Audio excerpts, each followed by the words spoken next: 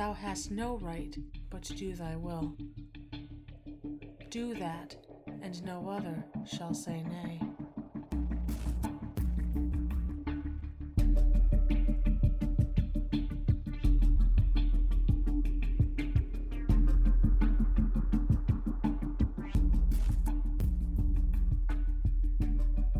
Welcome to the Dark Ascent podcast, where we illuminate the path to discovering your true will. This is episode 21, The Popularization of Darkness.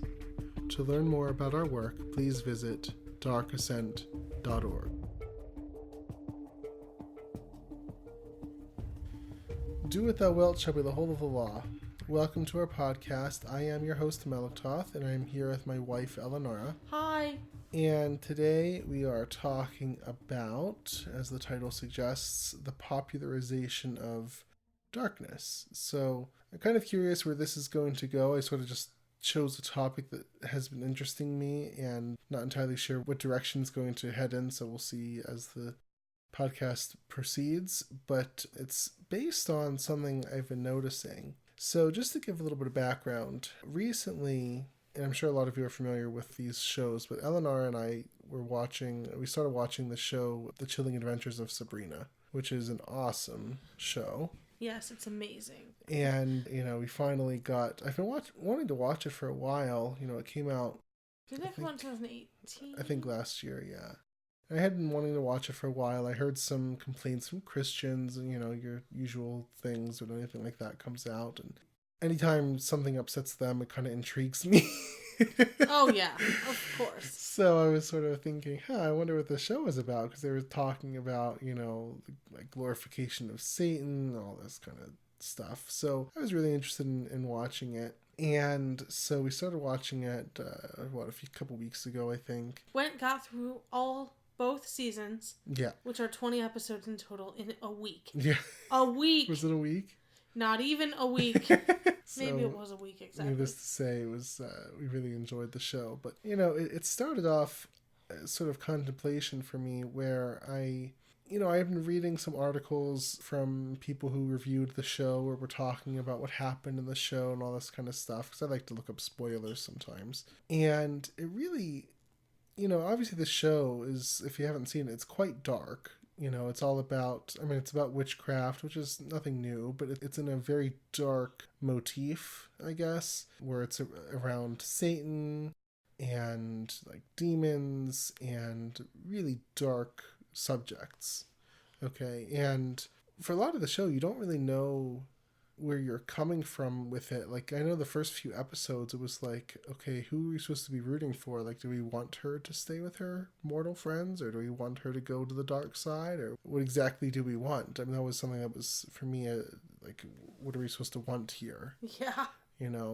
But it's quite dark, and I think it's interesting that, it was produced by Netflix, that the market is such that such a show can succeed and even thrive. Like, I don't think you would have seen that a few decades ago. Maybe in a fringe context, for a fringe sort of market. But for the mainstream, where people are really enjoying it and talking about it. So that was the first thing. The other thing, though, as I was saying, is I was reading these articles and people would talk about this and they would, it's a silly little thing, but it's interesting. They would take on little affectations from the show. So in the show, like because it's all based on this religion about Satan. They're like Satanists, basically. And in the show, they'll say praise Satan a lot, or Satan kind of in the place of God with any kind of phrase. I can't think of any examples right now, but if you can put them in. Yeah, I'm trying to think. What in the name of Satan are you doing? In the name of Satan, yeah, that's right. I don't know what else. So things like that. And they would replace, like, if you say, what the hell, you say, what the heaven. Yeah. It's like everything is opposite. Yeah. And so these articles, these authors, sort of just to take on the affectation of the show, would say things like this, where you'd have not fringe, but literally a mainstream sort of article or an author saying, like, praise Satan, or, things like that from the show. And I'm like, wow, really? It sort of took me aback. And I was just thinking how crazy that is, that on a mainstream website, someone can get away with saying that today and it not be weird, or there not be an uproar about it, or, that person not be like judged or whatever. Like, it's just really interesting.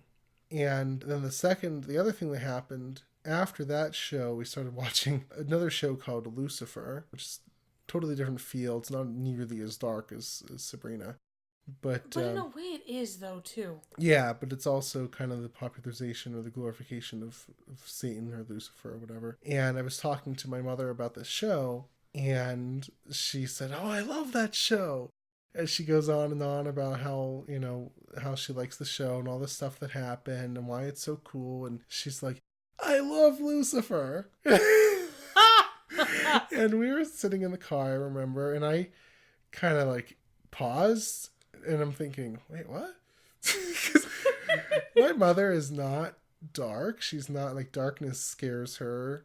She's sort of, one of those cultural Christians where she prays. She doesn't go to church or anything, but she believes in God and blah, blah, blah, whatever. And so for her to say, "I love Lucifer" with such enthusiasm just was so surreal that it just, and I didn't say anything because I didn't want to ruin the moment. But internally, I was thinking, did you just say that? Did you hear what you just said? And there were no qualifiers. She didn't say like on the show or, I love Lucifer. And it was absolutely hilarious. I was like, oh, okay. You love Lucifer. That's cool. And I don't even know if she realized what she did. I don't think so. I don't know. Because it was on it was on TV at first, then it went to Netflix, so. Yeah. Yeah, and she had seen all 4 seasons, and so yeah, she broke out with that, and it was just so funny that she said that. Yep. By the way, sorry if I sound a little weird today. I'm getting over a cold, so I'm still a little bit sinusy, and so we're working it out, but had to record. So. But don't worry, I'm okay. So you can just listen to me if you don't like the way he sounds. Oh, thanks. Yeah, I'll just let Elinara do the podcast. Oh, hell no. So yeah, I mean, this was a really interesting thing that happened, and it got me thinking. And I wrote an email to my mailing list on Dark Ascent about this, and I said I was going to do a podcast about it, but it just got me thinking about the popularization of darkness, because this is not the first time that I've seen this. It's kind of the most blatant, I guess. But I have, I've read books in recent history about demons and dark things, and kind of like not demons in a bad sense, but sort of like demons where they're actually, I don't want to say good, but they're not bad, they're not evil per se, and so I've read a lot of books like that, and the idea of demons or of the devil or of Lucifer, I just noticed has become a lot more popular in the mainstream in the recent past. And so I think it's intriguing because I don't think we would have seen this, like I said, even a few decades ago.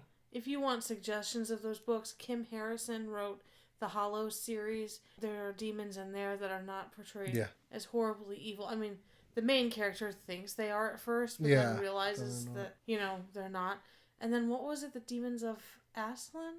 Yes, of Astlan, the Demons of Aslan, where it was a really cool book about how demons were actually just captured souls who had been like accidentally astral projecting or whatever, and not, I don't want to give away too much, but it was a really like all these, it was a cool thought experiment, because this whole world, not our own, but this whole world thought that these demons were just inherently evil, as people do. And there was one newly made demon who was sort of trying to prove that he wasn't, and all sorts of things happened. But I mean, people saw him with distrust because, he's a demon. And so it was a really interesting series. Yeah. So those are really good books. Yeah. Series. So, it's just fascinating because you really wouldn't have seen this even a few decades ago, I think. I mean, obviously, we had the Church of Satan, which started in the 1960s,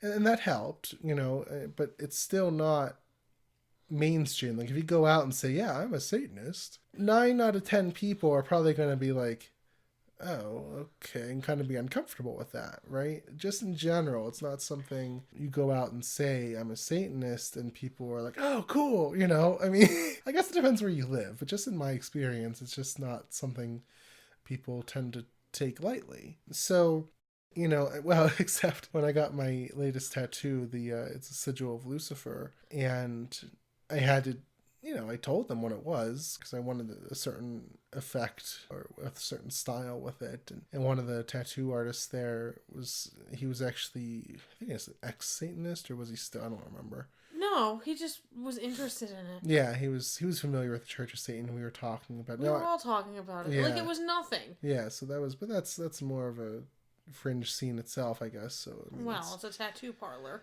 shop, whatever. Yeah, but if you go to the mainstream and announce to the world I'm a Satanist, I mean, let's say it like this: you're not going to see a Satanist president or politician. I mean, it's still pretty traditional, Even pagan, you're not going to really see that. But people are going to be a little irked by that or unsettled by that, even still. But the fact that we have media today that portrays these things in a more positive light, I think is really interesting. And the question is, why is that happening? Why do we have a show about Satanist witches who praise Satan and no one bats an eye? Like they're just, oh yeah, cool. And actually imitates them. Why do we have a show called Lucifer, that sees him not as evil at all, but actually as a good person? He's frustrated everyone for thinking he's evil. Right, yeah.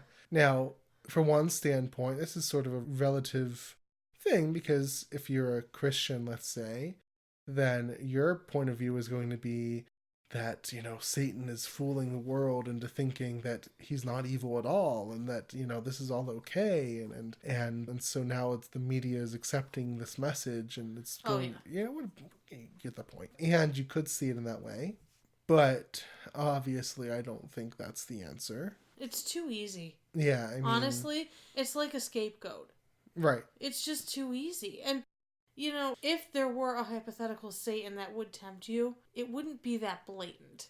Right, yeah. It would be a lot more, I don't know, subtle or something, right. I feel like. It was interesting several years ago, many years ago. Many. Which is it? Ages ago, back when the dinosaurs roamed the earth. Oh, that's why your hair is so gray. Yeah. Actually, it should be grayer than it is. Oh, well. Yeah, quite a few years ago. I'd been pondering this because I was sort of coming out of a Christian stage, and I'd been thinking about how relative this all is. Because from my standpoint, I was being freed from an oppressive religion and being able to see things how I really wanted to.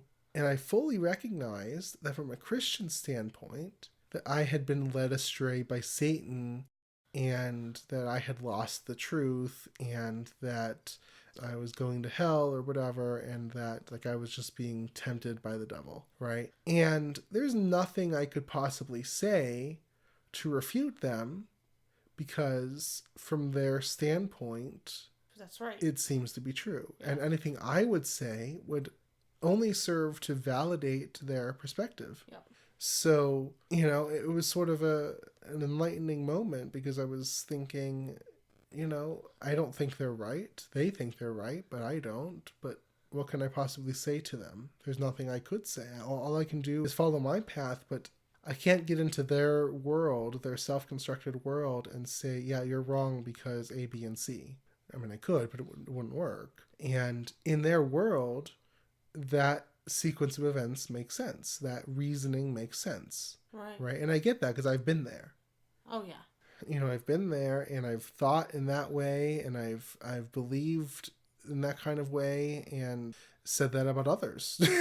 Oh, my God. I could tell stories. That's okay. Yeah. But we both could, though. Yeah. Really. And so I get it.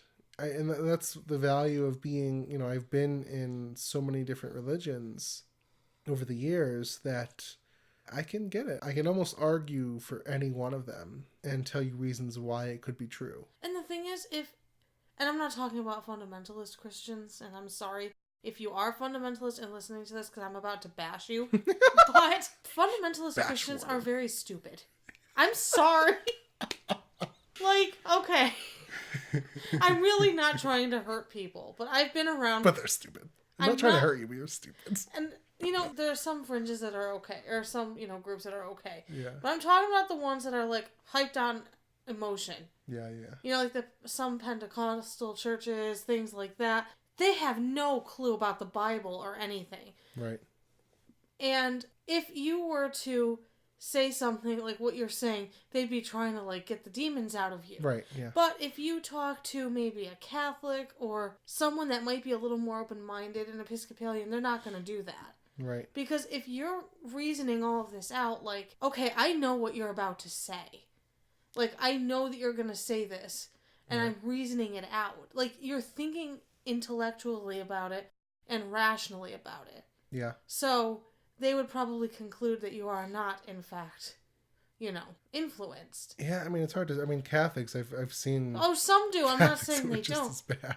They can be. And the thing is, and I don't want to go too far in that direction, but it's sort of in the DNA of Christianity, because Christianity believes at its core that there's only one way and that anything else is a deception from the devil. So It's sort of, I can't blame them for seeing it that way, because their very religion tells them that's how it is. I mean, the Bible says that if anyone else comes preaching another gospel, that they are false, and it pretty bluntly condemns them. So, their own text tells them these things, that if anyone else comes and has another message, that person's false and deceived by the devil, or even working with the devil. Oh yeah, that's the best one. Can you blame them? It's like people say, oh, well, those are bad Christians. No, they're pretty true to what Christianity was meant to be. So, I mean, I don't know. It's difficult. I mean... It is hard. So, yeah, I mean, but I can see where they're coming from, because I've been there. Yeah. That's what I'm trying to say. But from another perspective, you see it in a different way. So again, from a Christian perspective, you can say, yeah, well, Satan is just deceiving the world, and it's, I don't know, in preparation for the end times or something like that, probably. Or it's just such a simple mindset. Yeah.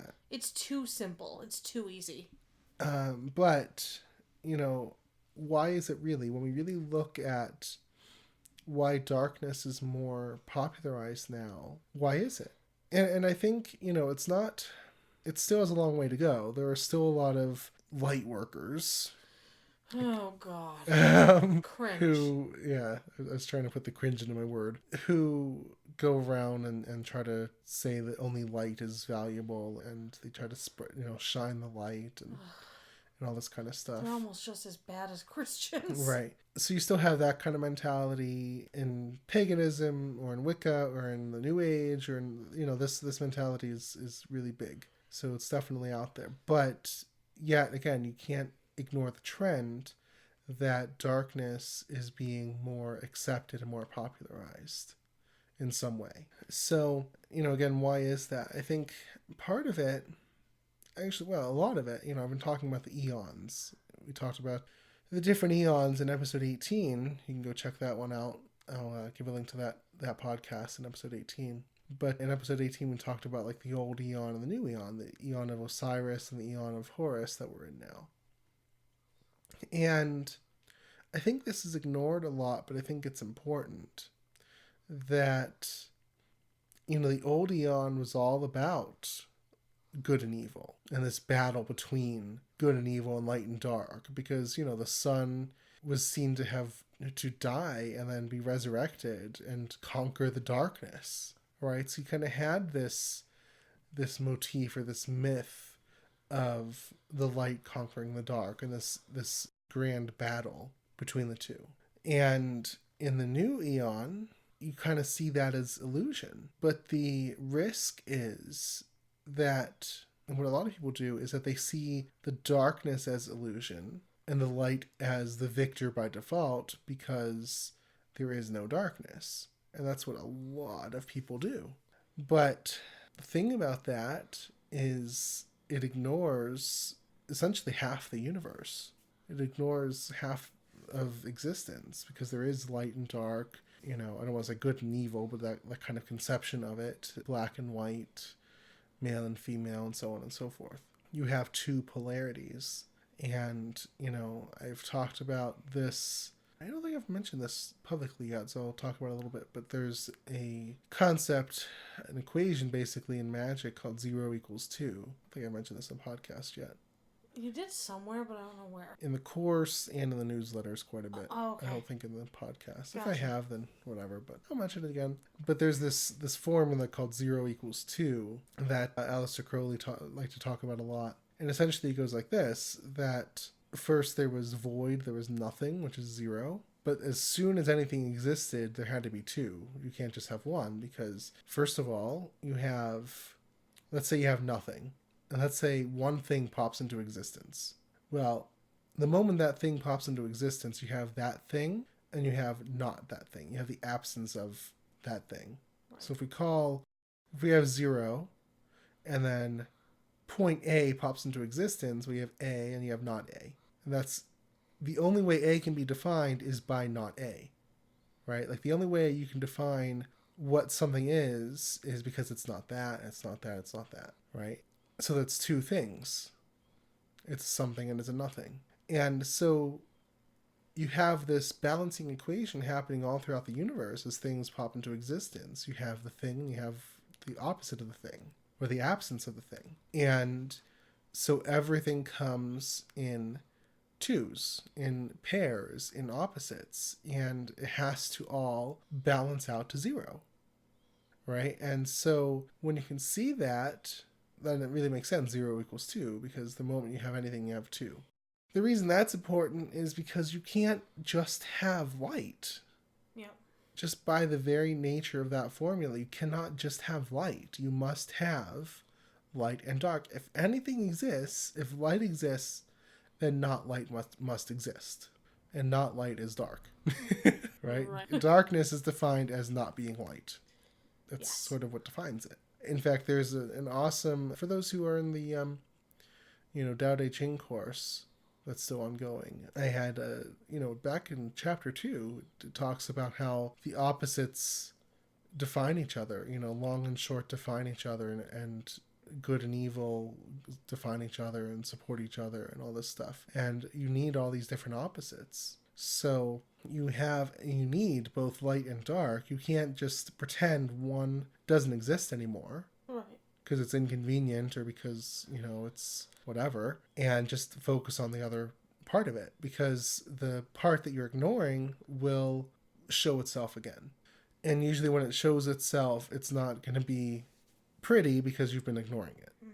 Mm-hmm. And so we have a lot of, in psychology, they talk about the shadow self a lot.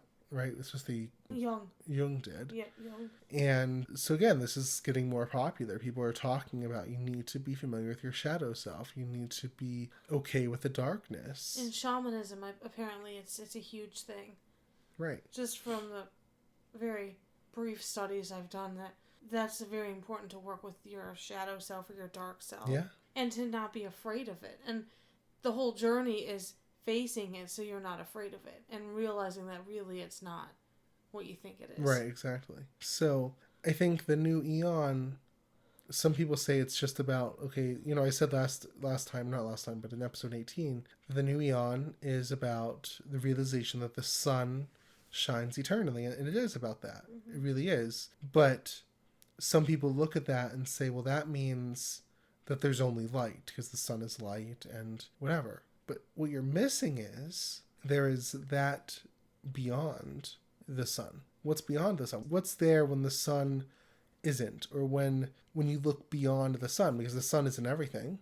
When you look beyond it, there's blackness, there's darkness. That's what's left, right? So you have to inherently have both light and dark to really have anything. And everything is sort of a combination of these two. And when you seek one and avoid the other, you're just imbalancing yourself. So that, to me, is really what the new eon is about, is not that there's only light and not dark, that darkness was an illusion all along or something like that, but that there is both light and dark, and they're both okay. And even in Thelema, there can be a tendency to sort of shy away from the darkness, to sort of only focus on the light, and not be comfortable at all with darkness. I've seen that, even though Crowley did quite a bit talk about darkness and about even Satan sometimes. And I mean, we talk about like the serpent and the lion as part of the Gnostic Creed, which is Baphomet, which is a incarnation of darkness, basically.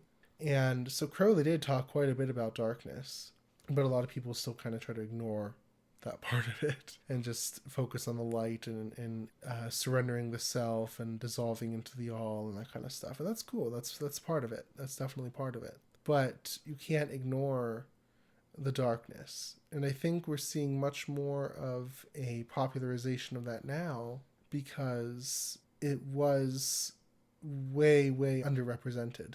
It was just people weren't really focusing on it at all. And so now we have more of a focus on it, and now it's more accepted, So, yeah. And I think eventually it will be like even more accepted, and, Christianity is going to kind of, disappear. Probably. I mean, it will be on the fringe. Yeah, all the old Eon religions. I mean, and it takes time. Apparently what I've heard is it takes about a few hundred years, up to about 500 or so, for the old Eon to really start to die away completely. But you do already see it, and I mentioned this before, you do already see it where, I mean, church attendance is down. I'm pretty sure it's at an all-time low. Oh, yeah. At least parts of the world. Now, granted, there are parts of the world where it's just people are really into it and whatever. But in the U.S., though, especially in the U.S. and in Europe and places like that, it's just at an all-time low. And there are more and more alternative spiritualities, more and more atheists, more and more, just people of all sorts of different paths, and fewer Christians. And that's being more and more accepted. Now, as that happens, then the old Eon energy gets very defensive and starts to strike out. And so you see almost more hatred from Christians because they kind of grasp on a subconscious level that their religion is slipping away, and that, how dare these people not honor their, what's true and that kind of stuff. And it seems like the world, Christian would say the world is falling into evil, and all these things are okay now that weren't okay 100 years ago with a more Christian outlook. I mean, homosexuality is legalized now. All these different issues are okay, and Christians don't like that, or the strict ones, fundamentalists. But they see that slipping away, I think, and that's frightening, because it's what they think is true, it's what they know. But already we're about 100 years, a little over 100 years into the new Eon, and already I think you see this happening, where we're not ruled quite so much anymore by Christian ideals. It used to be the law was basically a reflection of Christian morality, here in the West at least. And you just don't see that as much anymore. So I think that's a really valuable change. But as that happens and darkness becomes more accepted, more embraced, more popularized in both media and in spirituality and in psychology, as I said about the shadow self, I think that that'll really help the balancing out of things. Because again, when you repress one side, then that tends to really explode when it comes out, Oh, yeah. And that's not good.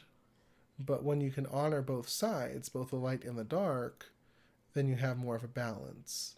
And I think that's really what we're looking for, So, I think we're moving in a positive direction for sure. And again, there are still people who only look at the light, only serve the light and that kind of stuff. But I think darkness is more and more important now. So I think some of the expressions of that, besides even just media, even the law of attraction itself, which I talk about quite a bit, is sort of an expression of that. Because in the light way of seeing things, like desire is evil or is bad or is unproductive or whatever, and you should just want to unite with the all or with the universe or with God or whatever and give up all your desires, right? And just go off and be an ascetic somewhere. And now there is more of a focus on the material. Now, obviously we don't want to do this to the exclusion.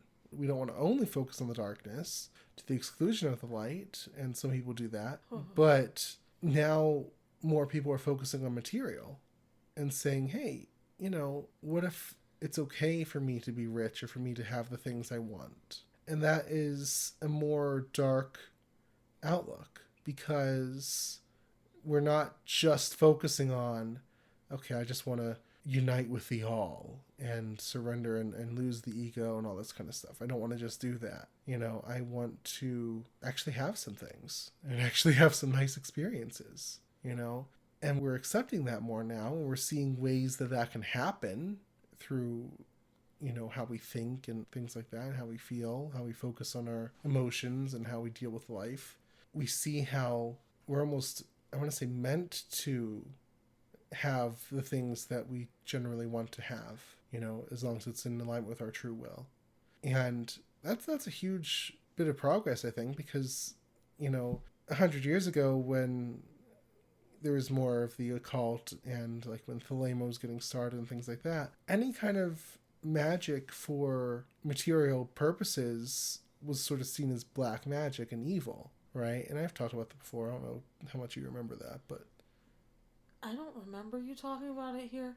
Yeah. You've talked about it to me. Yeah, well, I didn't know if you remembered it. Yes, I do. So, Crowley would talk about how any kind of magic for personal gain or, whatever was black magic and was evil. Not black magic as in like, oh yeah, that's black magic and that's okay. It was black magic and that was evil. Isn't that weird? Now, Crowley, funnily enough, was seen as like the wickedest man in the world and all, was seen as evil by a lot of people, but he himself really did focus on the light quite a bit. It was funny because I came across, I've been reading a lot of the Book of the Law, which is the holy book of Thelema, or one of them, the main one, and I've been working on memorizing the first chapter, but one of the verses talks about light and dark, and I can't guarantee this is what it means, but I just found it really interesting. So basically, the first chapter is from the perspective of the goddess Nuit, who's the star goddess, and she's talking to Crowley. And so, trying to think which part of the verse I want to read off. Essentially, she's talking about what's going to come in the future. There's going to be those, at least one person or several, who kind of finish the work that he started. But she says this: all words are sacred and all prophets true, save only that they understand a little. Solve the first half of the equation, leave the second unattacked.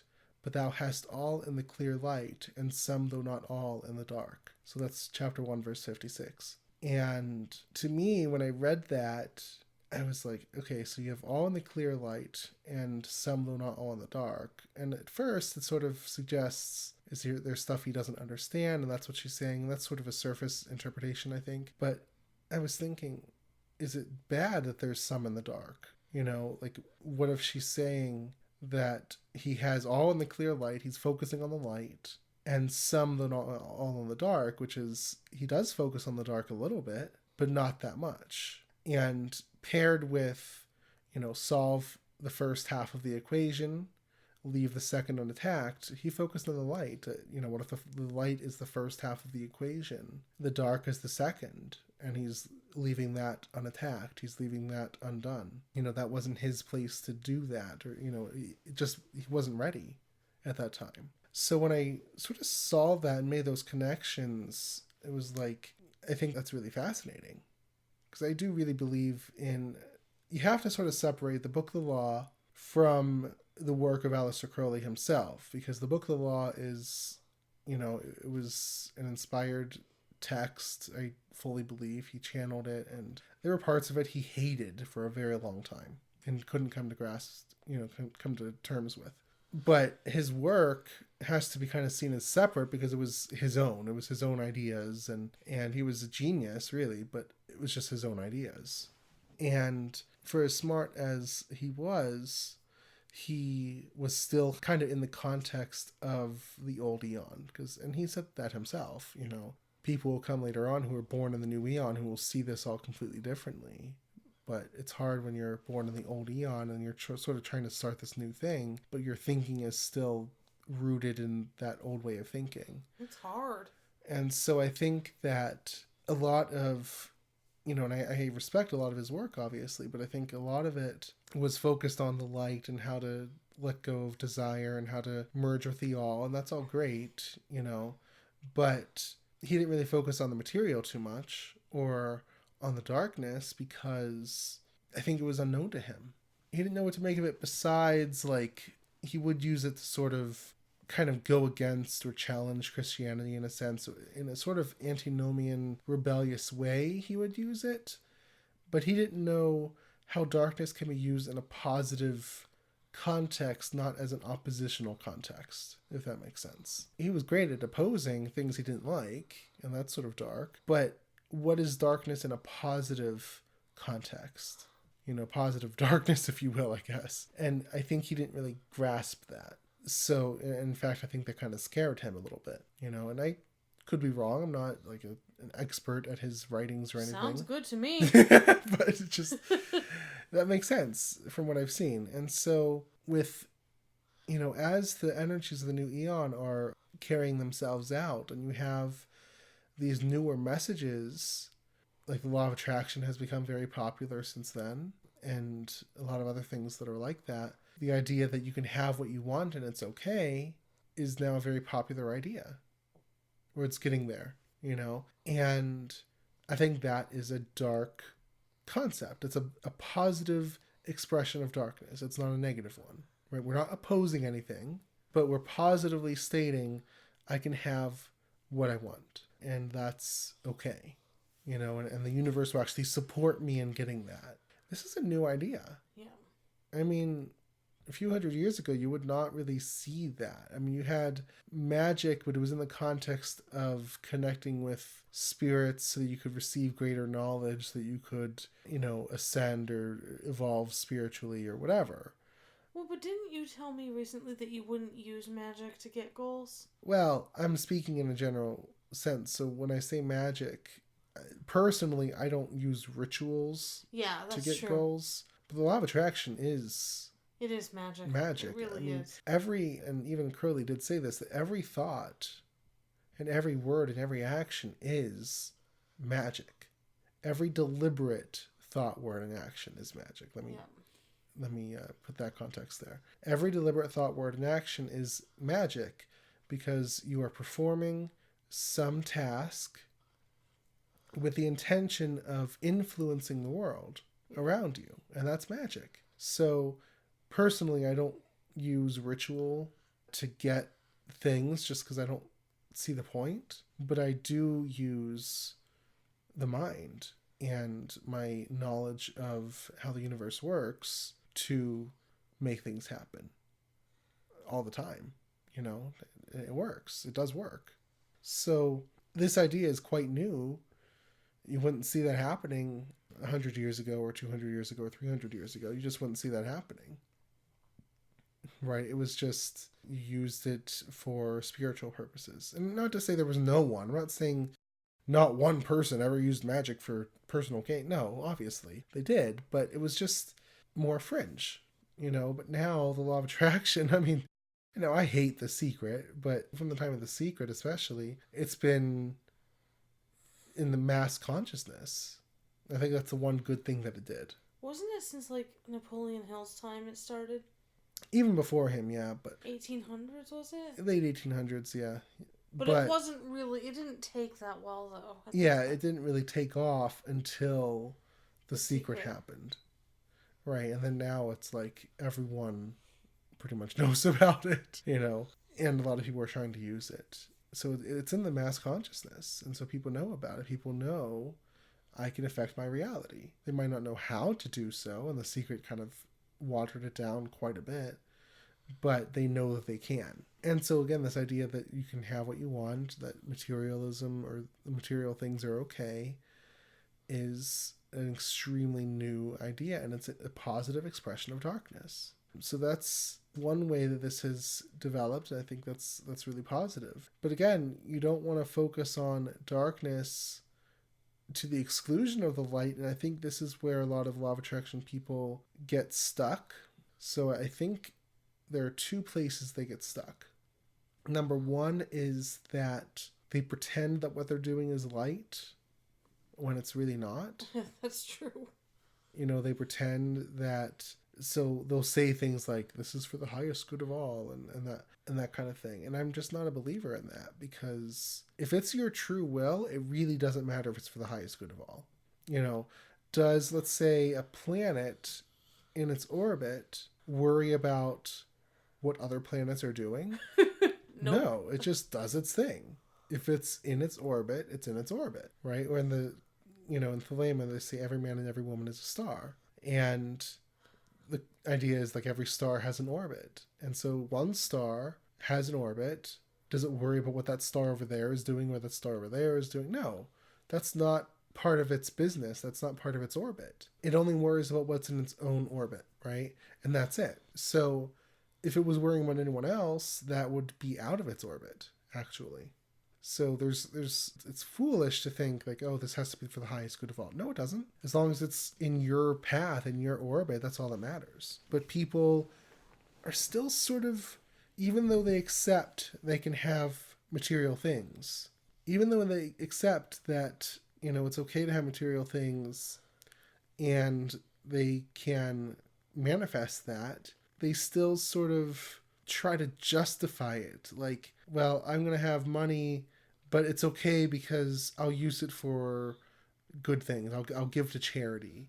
I will, do something really positive with it, not just for myself. And I've literally seen people say, and by the way, this is completely false, that you can only manifest things that are not self-serving.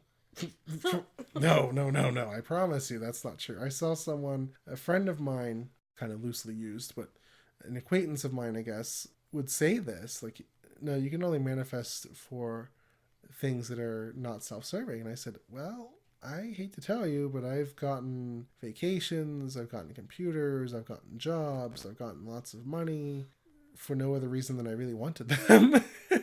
So I don't know what you want to make of that, but that's what happened. But people still sort of justify, they feel the need to justify, I want this, but it's okay because I'll use it for a good reason. That drives me nuts. And people think the universe is going to judge them like, well, if I want it for a good reason, then the universe will be more likely to give it to me than if I want it for a bad reason or for a selfish reason. No, that's not true. The universe really does not care. He's living proof. Yeah. I've manifested lots of things that were just for whatever. No, and they've happened. It didn't care. Yes. So... Actually, I think the universe would rather you be honest with yourself. Oh, yeah, absolutely. Than going, oh, yeah, it's for other people. Oh, that's bullshit. And the universe is not going to give you things if you lie to yourself. Right. It just doesn't work like that. It's just not authentic. No. So why should it help you then? Right. If you're going to do that. Yeah. And so people still have this kind of outdated idea, and they're trying to make it light when it's dark. The law of attraction is inherently a dark form of, I guess, magic. Well, yeah, duh. What else would it be called? Yeah. I mean, I hesitate to call it like black magic, and I have in the past, so I mean, whatever. And I'm still sort of getting comfortable with my terminology, but it's a dark form of magic. Yes. There you go. But it's dark magic. It's dark magic. It's black magic, I guess. I don't know, whatever. But it doesn't matter. It doesn't matter. That's not a bad thing. It could be red magic. Who cares? It's purple magic. No, it's blue. It's orange magic. That's too light. Anyway, but, it's just, it is dark. It's a dark expression of yourself, of life, of existence. And it's okay. So that's the first place where people get caught up, is they try to make what's inherently dark into something light. No, it's dark. You want it because you want it. You're selfish. It's good. Just be selfish and want it, and you'll be more likely to get it. Yeah. Okay, so that's the first thing. The second thing is not quite the opposite, but a little bit of the opposite, which is they do the law of attraction to the exclusion of all else, which means they don't acknowledge that deeper mystery. And I feel like I've beat this horse to death over and over and over again in different contexts, but it's so worth saying, because, and this is where the light comes in. So you, like I said, you need both the light and the dark, and the light is the spiritual aspect of it, and, you know, merging with the all, and working with the Tao and the flow of the universe and whatnot. And the dark aspect is getting what you want and having the material things.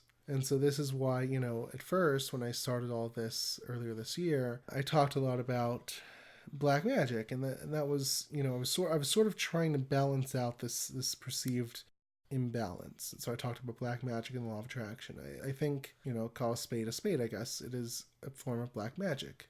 Okay. But where my error was at the time was that I saw white magic and black magic as opposites and as irreconcilable. And they're not. They're not one and the same thing, but they come together to support one another. You know, as, again, the Tao Te Ching says, that, you know, these opposites support each other. And so this light and dark has to come together to support one another. I pulled up the chapter. I'm going to read this chapter because it's so perfect for what I'm talking about. I think it's worth saying. So this is the Tao Te Ching, and this is the Stephen Mitchell translation. That's my favorite. It's a short chapter. So what chapter is it? Chapter 2. Okay. So, when people see some things as beautiful, other things become ugly. When people see some things as good, other things become bad. Being and non-being create each other. Difficult and easy support each other. Long and short define each other. High and low depend on each other. Before and after follow each other. Therefore the master acts without doing anything and teaches without saying anything. Things arise and she lets them come. Things disappear and she lets them go. She has but doesn't possess, acts but doesn't expect. When her work is done, she forgets it. That is why it lasts forever. So, you know, the parts about all the opposites, you know, short and long and high and low and difficult and easy and being and non-being, this is what we work with, and they support and define each other. So white and black magic, or light and dark, or however you want to see them, support each other. So when people are all for the light and not the dark, they lose out. They suffer in life. Maybe they don't have the things they want. It's almost a form of escapism. You know, oh, I can go off and meditate, or I can go in a cave somewhere, you know, metaphorically speaking, or I can renounce the world and just unite with the all. But if you just focus on the darkness, you have the same problem. You know, oh, I want all these material things. Well, without the light, you don't have the why of it. You don't have the purpose. It's like, oh, I want money, I want fame, I want power, I want good career, I want a good relationship, I want this house, I want this car, I want. Okay, fine. But why? And what will you have when you have these things? I'm not saying you can't or shouldn't have these things, but what will you have when you have them, and what do you have even before you have them? Because if you don't recognize what you have even before you have them, you can't get them. It's really hard. And so a lot of people run into this brick wall where they think, oh no, I need the money to be happy. I need the relationship to be happy. I need the job to be happy. And they don't see what's beyond all of that. And, you know, I was talking about this. We had in the Circle of Darkness group, we had a private call the other day. And I was talking about this. I'll mention this in the podcast too, because I think it's worth saying. There's an author, Genevieve Davis. I will link to her book. Her first book is called Becoming Magic. It's like a kind of a trilogy of sorts, 3-book series. And I think it's like Becoming Magic, Doing Magic, and Advanced Magic, I think is what they are. And she talks about magic, but it's really the law of attraction. She just likes to call it magic, you know. And it's great. It's a great book, or series of books. It's awesome. It really is very true in how she approaches it. I think maybe a tad bit simplistic than what I would teach, but it's all true. But several years later, I think just last year maybe, or I don't remember when. Yeah, she wrote another one. She wrote a book called Becoming Genevieve. Genevieve Davis is a pseudonym she used. But this Becoming Genevieve was sort of an autobiography, and that sounds like boring. Like, why would I care about that? But what it was where she said, you know, yeah, all the other books were true. And I got all the stuff I wanted. Primarily was money and I think, you know, relationship, but primarily money. She became a millionaire. She was super successful. She was a successful author, successful business person. All the stuff she wanted to be. And then she was hit with just chronic depression. And she said, why? Why, after I have all these things, would I feel depressed?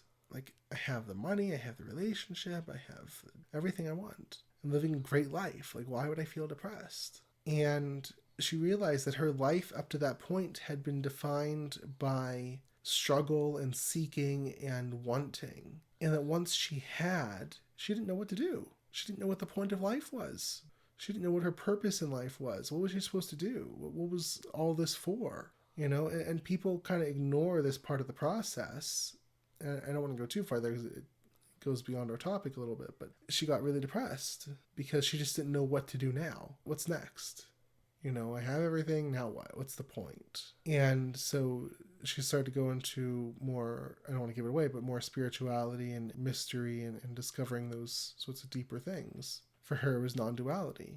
You know, it was a light expression. It was an expression of light. And for me, I'm not going to say it exactly identical experience, but it was similar, where I did have a lot of the things I wanted, not everything like she did, but a lot of it, you know, but still wasn't happy. And I was like, okay, there's something missing. And so I started exploring the light more, and kind of led me to Thelema, you know, and that was my expression. But it is your expression. It is my expression, yeah. But when I found it, I'm saying. But, you know, you need, I think this is the thing that really catches people up, is they hear the message, you can have what you want, and they say, oh, everything that's been wrong in my life is because I have wanted something that I didn't have.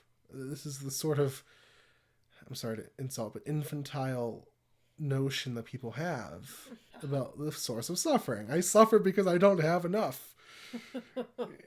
Not true, but you can test that theory.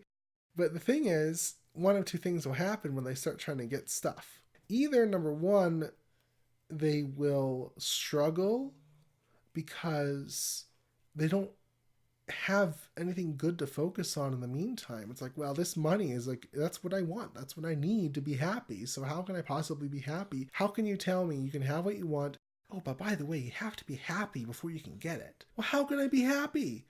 The darkness doesn't tell you how you can be happy. It just says you can have what you want, okay? Because it's just one half of the equation. It's not supposed to tell you that. That's the light's job. But, you know, so that's the first thing they struggle, they can't manifest because they don't know how to be happy without the thing. Or, in my case, or in Genevieve's case, they get the thing, all the things, or most of the things, and then there's sort of an emptiness. Like, now what? What's the meaning of all of this? Why did I do this? Now you accept Jesus Christ. No, I'm sorry. I could not say that. I know. Well, because you said emptiness. Yes, so yes, I had to do it. I had know. to. Our ex-Christian I'm ways sorry. in. Sorry, guys. But you can accept the light, I guess.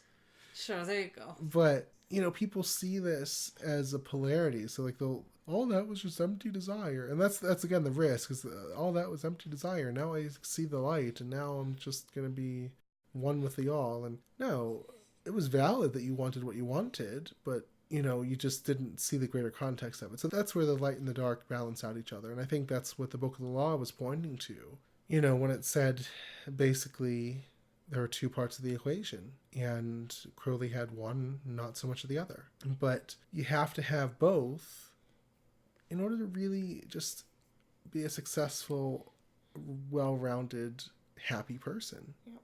It's okay to have the money and the whatever you want, the relationship and the job and the experiences and the house and the car or whatnot, but there's also the light. So bringing this back around, you know, that's what we have to recognize. Okay, darkness is here, and whether you're uncomfortable with it or whether it's okay to you, I think you should ask yourself, you know, what does darkness mean to me in my life? What does this represent for me? How am I living darkness? Not just light.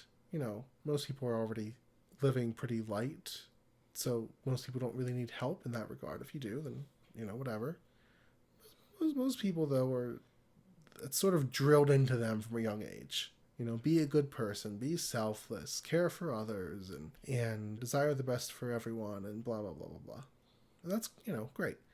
But the selfish, kind of dark aspect of it, what's that mean for you? You know, and this is where darkness comes in. how are you going to express that in your life? Because if you don't have both, you will be unhappy.